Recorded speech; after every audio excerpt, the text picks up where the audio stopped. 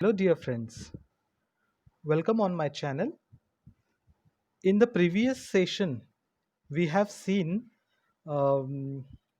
the attempts Sophie made for to go into the prison. He had made already 3 attempts. Now, let us see ahead what more attempts he used to make to go into the prison. Okay. So त्याचा जो चौथा प्रयत्न आहे तो आपण आज बघणार आहोत. But before that, please subscribe my channel and like my videos and press the bell icon button so that you will receive the notification of my upcoming videos. Okay, let's start. Now, आता चौथा प्रयत्न तो काय करतो? In a cigar store, he saw a well-dressed man lighting a cigar at the swinging light. Okay, मग आता त्याला एक व्यक्ती दिसते सिगार स्टोअरमध्ये आणि त्या व्यक्ती काय करत असते तर सिगार पित असते. आणि ती कशी पित असते cigar? At the swinging light, म्हणजे प्रकाश असतो त्या सिगार स्टोअरमध्ये आणि त्या प्रकाशात ती सिगार पेटवत असते. He had set his silk umbrella by the door on entering. आणि त्या व्यक्तीजवळ जी अम्ब्रेला असते ती अम्ब्रेला ती व्यक्ती कुठे ठेवते तर त्या स्टोअरच्या स्टोअरमध्ये एंटर करत असताना त्याच्या डोअरजवळ ती आपली अम्ब्रेला ठेवते. Sophie stepped inside, grabbed the umbrella and sauntered off with it slowly. आणि आता सोपी काय करतो तर त्याचं लक्ष असतं त्या व्यक्तीकडे आणि ती व्यक्ती आत गेल्यानंतर त्याचं लक्ष त्या छत्रीकडे जातं आणि तो हळूच त्या दुकानात जातो आणि छत्री जी ठेवलेली आहे ती छत्री घेतो. ग्रॅब द अम्ब्रेला म्हणजे ती छत्री उचलून घेतो. And sauntered off with it slowly. Sauntered off means हळूवार पावलांनी चालत येणं किंवा रिलॅक्स मूडमध्ये चालणं, म्हणजे जसं काही मी काही केलेलंच नाही आहे या आविर्भावात तो ती छत्री घेऊन निघायला लागतो. The man at the cigar light followed hastily. आणि ती जी व्यक्ती सिगार पित असते ती लगेच याचा पाठलाग करते सोपीचा की हा माझी छत्री घेऊन का चालला आहे. मग तो म्हणतो, ती व्यक्ती म्हणते, my umbrella, he said sternly. Sternly म्हणजे मोठ्या आवाजामध्ये तो म्हणतो की ती माझी अम्ब्रेला आहे. मग सोपी काय म्हणतो, ओ इज इट, ही तुझी आहे का? ॲडिंग इन्सल्ट टू पेटी लार्सनी. सो तो काय करतो त्याच्या बोलण्यामध्ये, सोपीच्या बोलण्यामध्ये काय असतो? ॲडिंग इन्सल्ट, अपमानास्पद तो थोडासा बोलतो त्या व्यक्तीला. टू पेटी लार्सनी. पेटी म्हणजे छोटीशी, स्मॉल, आणि लार्सनी मीन्स जी चोरी त्यांनी केलेली असते छत्रीची त्या चोरीला म्हटलं आहे लार्सनी. ओके. सो या चोरी करून सुद्धा तो त्या व्यक्तीचा अपमान करतो ज्याची ती छत्री आहे. म्हणजे चोर तर चोर, वरून शिरजोर. Well, why don't you call a policeman. मग आता याला काय करायचं असतं सोपीला की जेलमध्ये जायचं असतं. त्याच्यामुळे तो काय म्हणतो त्या व्यक्तीला ज्याची छत्री आहे की तू पोलिसांना का बोलवत नाही? आय टूक इट युअर अम्ब्रेला. मी तुझी छत्री घेतली आहे, मग तू पोलिसांना बोलव. Why don't you call a cop. पोलिसांना का बोलवत नाही? There stands one on the corner. तो दाखवतो पण की तिथे कॉर्नरवर एक पोलीस उभा आहे, तू त्याला बोलवत का नाही जर मी तुझी छत्री चोरली आहे तर. पुढे, the umbrella owner slowed his steps. आणि ती जी व्यक्ती आहे ती काय करते, थोडं आपली पावलं मागे घेते किंवा हळूवारपणे टाकते. सोपी डीड लाईक वाईज. आणि सोपी सुद्धा त्याच्यासारखंच करण्याचा प्रयत्न करतो. With a premonition that luck would again run against him. आता प्रिमॉनिशन म्हणजे काय? विथ अ प्रिमॉनिशन म्हणजे अशी एक त्याच्या मनामध्ये भावना असते किंवा अपेक्षा असते की आता काहीतरी घडणार. असं आपल्याला बरेच वेळा वाटतं की हां, आता हे माझं काम होणार. सो त्या अपेक्षेला किंवा त्या भावनेला आपण काय म्हणतो? प्रिमॉनिशन. सो त्यालाही असं वाटलं सोपीला की लक वूड अगेन रन अगेन्स्ट हिम. म्हणजे आता आपलं नशीब परत आपल्या विरोधात जाणार. आता विरोधात का जाणार? कारण ही जी व्यक्ती आहे ही काही पोलिसांना बोलवत नाही आहे, आणि पोलिसांना जर नाही बोलवलं तर मग आपण जेलमध्ये कसं जाणार. त्याच्यामुळे त्याला असं वाटतं की आपलं जे नशीब आहे ते काही आपल्याला साथ देणार नाही. The policeman eyed at the two curiously. आणि तो जो पोलिसमॅन आहे तो लांबून बघत असतो या दोघांकडे की यांचं काय चाललं आहे.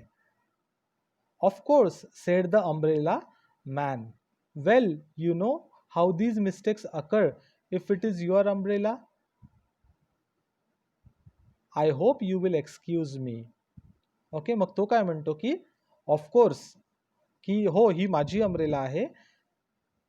Well you know how these mistakes occur if it is your umbrella. जर ही तुझी अम्ब्रेला असती तर तू असंच केलं असतं का. I hope you will excuse me. तू मला माफ करशील असं मला वाटतं. I picked it up this morning in a restaurant. If you recognise it as yours, why I hope you will. आणि ही जी अम्ब्रेला आहे ही मी सकाळी एका रेस्टॉरंटमधनं आणलेली आहे, आणि मी असं का म्हणू की ही तुझी अम्ब्रेला आहे. ओके, त्याच्यामुळे मी तुला ही अम्ब्रेला देणार नाही. ऑफकोर्स इट्स माइन सेड सोपी सॅवेजली. आणि सोपी काय म्हणतो, सॅवेजली म्हणजे अँग्रीली किंवा असं जंगली पद्धतीने तो म्हणतो की of course it's mine, he umbrella माझी आहे, मी ती एका रेस्टॉरंटमधनं आणलेली आहे सकाळी, असं तो म्हणतो. The x umbrella man retreated. आता रिट्रीटेड म्हणजे काय तर माघार घेणे.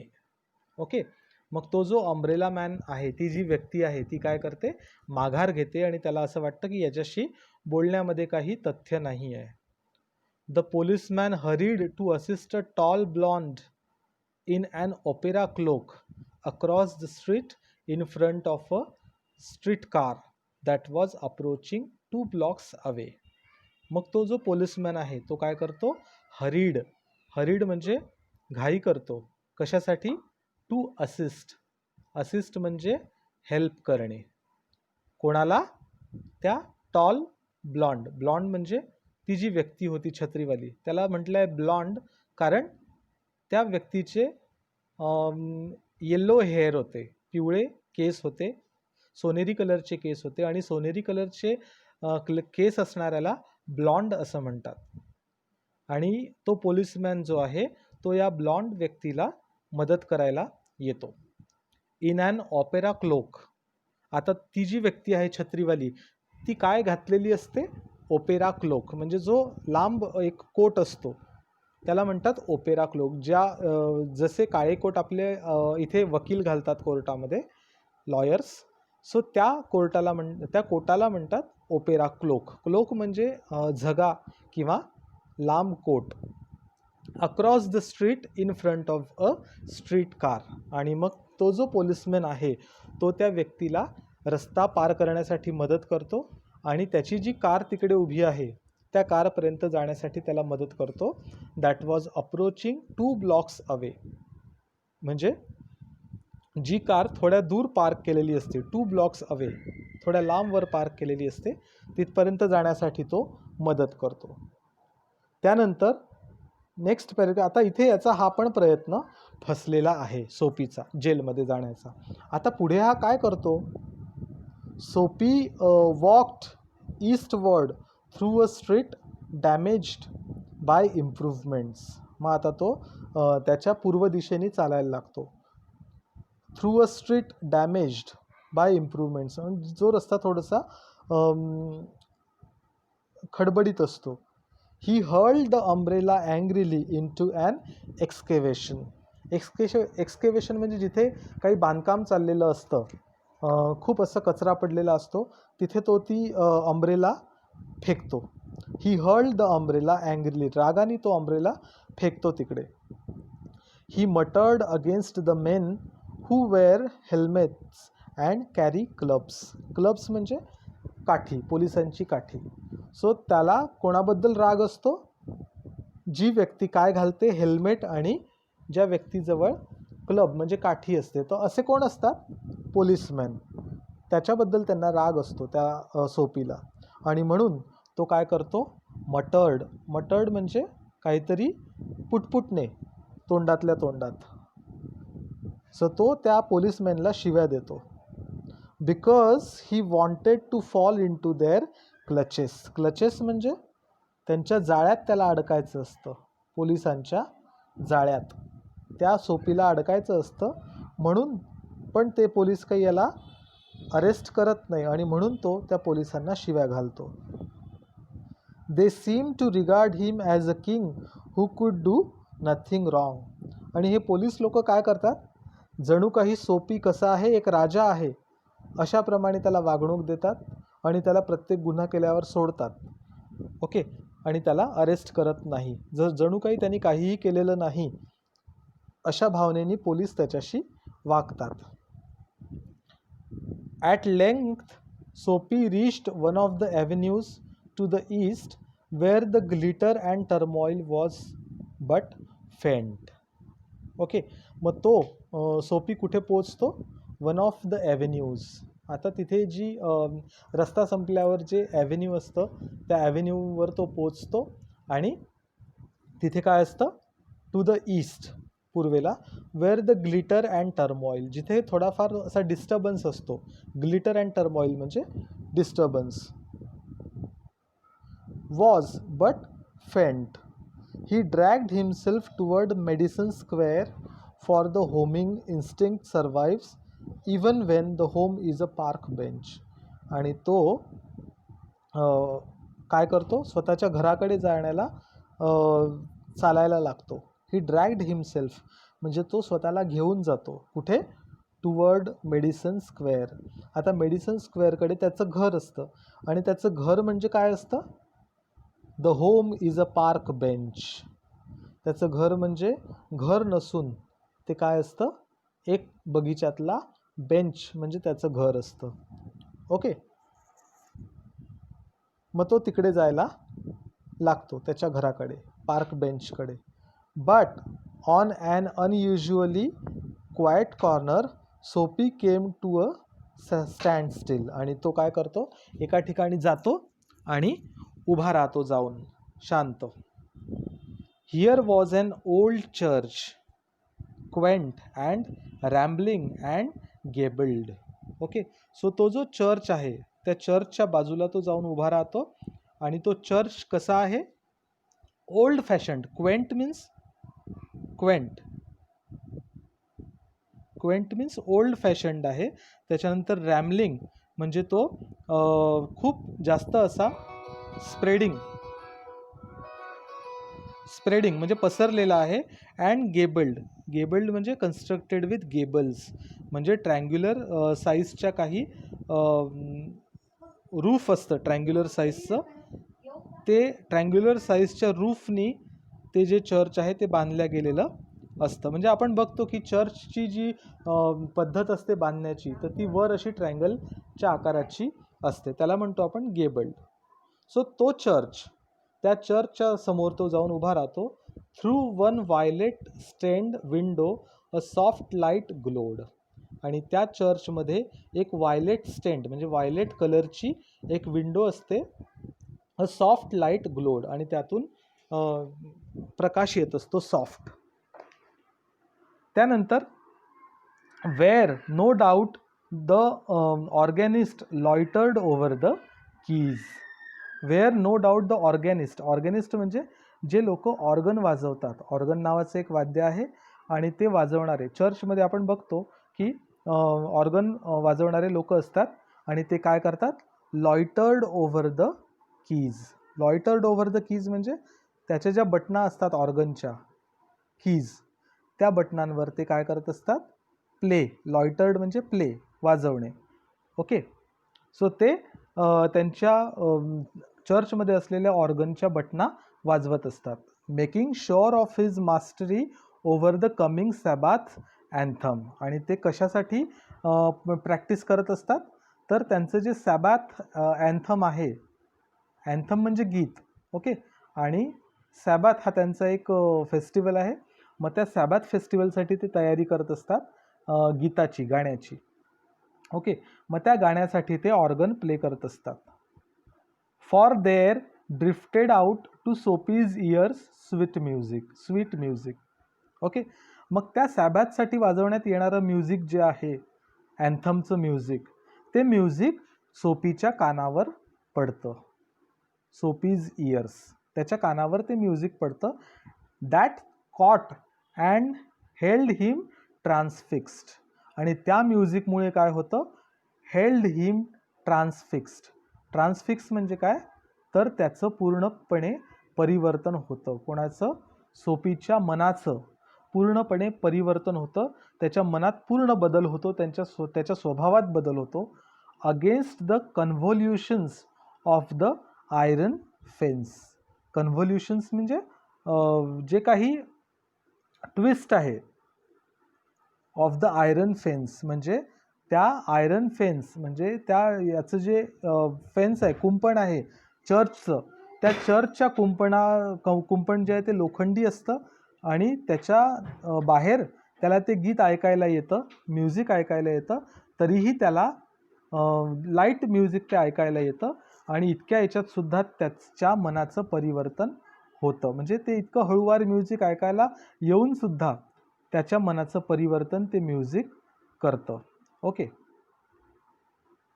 The moon was above. वर चंद्र असतो आकाशामध्ये, फुल अँड रेडियंट. तो कसा असतो? पूर्ण दैदिप्यमान, म्हणजे त्याचा प्रकाश पूर्ण असतो. रेडियंट म्हणजे त्याची आभा, तेज सगळीकडे पसरत असतं. Vehicles and पेडेस्ट्रियन्स were few. Okay, मग संध्याकाळची वेळ असते, रात्रीची वेळ असते, म्हणून गाड्या चालवणारे नसतात, किंवा पेडेस्ट्रियन्स म्हणजे पायी चालणारे जे असतात ते पण खूप कमी लोक असतात. फ्यू म्हणजे very few. Sparrows twittered sleepily in the eaves, or a little while the scene might have been a country churchyard. Country churchyard म्हणजे ज्याप्रमाणे एखाद्या कंट्रीचा म्हणजे गावाकडचा चर्चयार्ड असेल, चर्चयार्ड म्हणजे चर्चचं अंगण, त्याप्रमाणे त्या चर्चचं वातावरण असतं. तिथे स्पॅरोज, चिमण्या ज्या आहेत त्या ट्विटर करत असतात, त्यांचा आवाज स्लिपीली म्हणजे आता रात्रीची वेळ आहे, त्या स्लिपीली इन द इव्ज म्हणजे संध्याकाळ. सो त्या संध्याकाळच्या वेळेमध्ये त्या ट्विट करत असतात चिमण्या. Or a little while the scene might have been a country churchyard. आणि त्यामुळे तिथला सीन कसा वाटतो? एखाद्या कंट्री चर्चयार्डचा सीन वाटतो. Okay. And the anthem that the organist played cemented Soapy to the iron fence. Cemented म्हणजे काय? त्याला घट्ट बांधून ठेवणे सोपीला. सो सोपीला कुठे स्टँड स्टिल केलं होतं? म्हणजे तो एका जागी स्तब्ध उभा होता, त्याला म्हटलं आहे सिमेंटेड. सो त्या म्युझिकमुळे तो एका जागी स्तब्ध उभा होता. कुठे? टू द आयरन फेन्स, त्या लोखंडी कंपाऊंडजवळ तो स्तब्ध उभा होता ते म्युझिक ऐकून. का बरं? For he had known it well in the days when his life contained such things as mothers and roses and ambitions and friends and immaculate thoughts and collars. मग त्याला ते सगळं आठवलं आधीचं, त्याच्या लाईफमध्ये काय काय घडत होतं आधी, म्हणजे जे कॉमन मॅनच्या लाईफमध्ये घडत होतं तेच त्याच्या पण लाईफमध्ये घडत होतं. ओके, तर असं काय घडत होतं? For he had known it well, त्याला काय माहिती होतं? In the days when his life contained, जेव्हा त्याच्या लाईफमध्ये कोण होतं? त्याची आई होती. अँड रोजेस म्हणजे फुलं, गुलाबाची फुलं, म्हणजे मे बी त्याची फियॉन्सी. ओके. त्यानंतर ॲम्बिशन्स, त्याला पण आपल्यासारख्या आशा अपेक्षा होत्या, त्याला पण आपल्यासारखे फ्रेंड्स होते. अँड इमॅक्युलेट थॉट्स, आणि त्याचे जे विचार होते ते कसे होते? व्हेरी क्लिअर होते. तेव्हा त्याला चोरीबिरी करण्याचे काहीही विचार येत नव्हते. अँड कॉलर्स म्हणजे तो पण आपल्यासारखा एक सामान्य माणूस होता. मग ते म्युझिक ऐकून त्याला या सगळ्या गोष्टींची आठवण झाली. तर अशी आठवण का झाली? कारण त्या म्युझिकमुळे त्याला कम्प्लिटली त्याच्या आयुष्यामध्ये चेंज झाला म्हणून. The conjunction of Sophie's receptive state of mind and the influences about the old church brought a sudden and wonderful change in his soul. Soul म्हणजे त्याचा जो आत्मा आहे, त्याचं जे मन आहे, त्या मनामध्ये कम्प्लिटली चेंज झाला. कशामुळे? त्याच्या माइंडवर. कशामुळे चेंज झाला? द ओल्ड चर्चमुळे. ते जे ओल्ड चर्च होतं आणि त्या ओल्ड चर्चमुळे मध्ये वाजणारं जे म्युझिक होतं, त्या म्युझिकनी त्याच्या माइंडला काय केलं? इन्फ्लुएन्स केलं, म्हणजे परिणाम केला त्याच्या मनावर. आणि त्याच्या मनावर इतका परिणाम झाला की त्याचं मन पूर्ण बदललं. He viewed with rising horror the pit into which he had tumbled. आता तो भानावर आला. आतापर्यंत तो शुद्धीवर नव्हता ते म्युझिक ऐकून. तो त्याच्या पूर्व आयुष्यामध्ये गेला होता. ओके. आणि आता तो भानावर आला आणि तो काय बघतो आहे? तो बघतो आहे ही व्ह्यूड विथ अ रायझिंग हॉरर, म्हणजे तो एकदम जागा झाला. रायझिंग म्हणजे जागा झाला. हॉरर, आणि त्याला भीती वाटायला लागली. का बरं? कारण तो कुठे उभा होता? एका पिटमध्ये. पिट म्हणजे खड्ड्यामध्ये तो उभा होता. He had टंबल्ड. टंबल्ड म्हणजे तो तिथे फसलेला होता त्या खड्ड्यामध्ये. हे जेव्हा त्याला कळलं तेव्हा तो एकदम घाबरला. The degraded days, unworthy desires, dead hopes, wrecked faculties and base motives that made up his existence. आणि त्याला काय लक्षात आलं एकदम? की आपण कसे झालो आहोत? कसे झालो आहोत आपण? तो म्हणतो द डिग्रेडेड डेज. आपण आत्तापर्यंतचे दिवस कसे घालवले? डिग्रेडेड म्हणजे एखाद्या चोराप्रमाणे आपण आजचे दिवस घालवले आत्तापर्यंतचे. अनवर्दी डिझायर्स, आपल्या इच्छा कशा होत्या? डिझायर्स कशा होत्या? अनवर्दी होत्या, म्हणजे ज्याला काहीही किंमत नव्हती. क्षुल्लक आपल्या इच्छा आकांक्षा होत्या आत्तापर्यंत. डेड होप्स, आपल्या अपेक्षा कशा होत्या? मेलेल्या होत्या, असं तो म्हणतो. रेकेड फॅकल्टीज, रेकेड फॅकल्टीज म्हणजे आपले जे मित्रमैत्रीण होते ते आत्तापर्यंत कसे होते? सगळे नीच विचारांचे होते. रेकेड म्हणजे खालच्या विचारांचे. फॅकल्टीज म्हणजे लोक आपल्या सोबत होते. अँड बेस मोटिव्ज, आणि आपलं मोटिव्ह म्हणजे काय? आपलं ध्येय कसं होतं? बेस म्हणजे खूप कमी, खूप क्षुल्लक आपलं ध्येय होतं आत्तापर्यंत, असं त्याला वाटलं. आणि हे कशामुळे वाटलं त्याला? फक्त ते म्युझिक ऐकल्यामुळे त्याच्या मनामध्ये हा बदल झाला होता.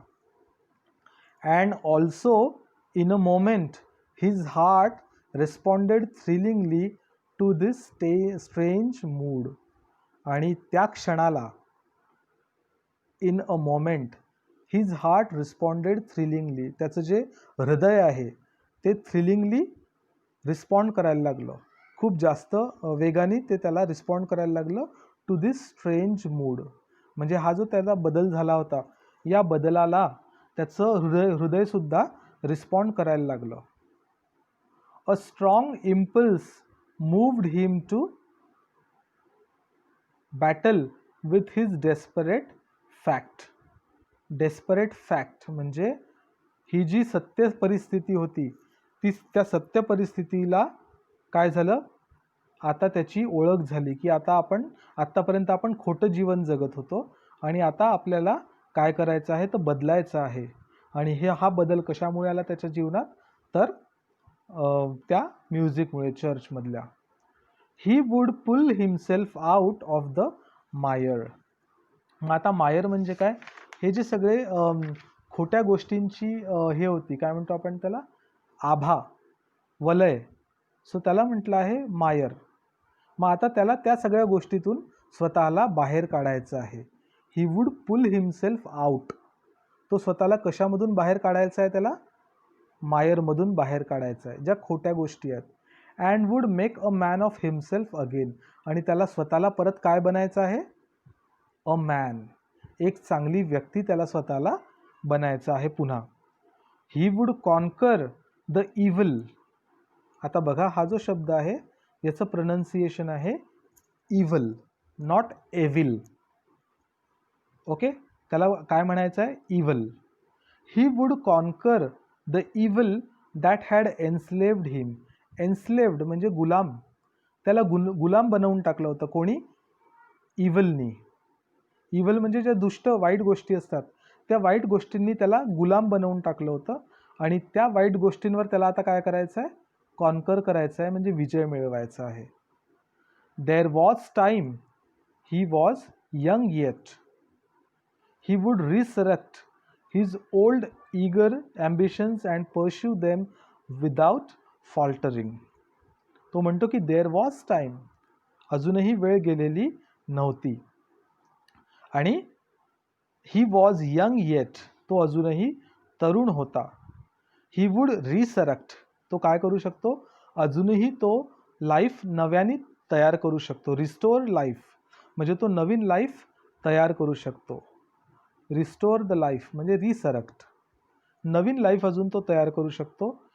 His resurrect his old eager ambitions, त्याच्या ज्या जुन्या ॲम्बिशन होत्या त्या तो अजूनही फुलफिल करू शकतो, पूर्ण करू शकतो.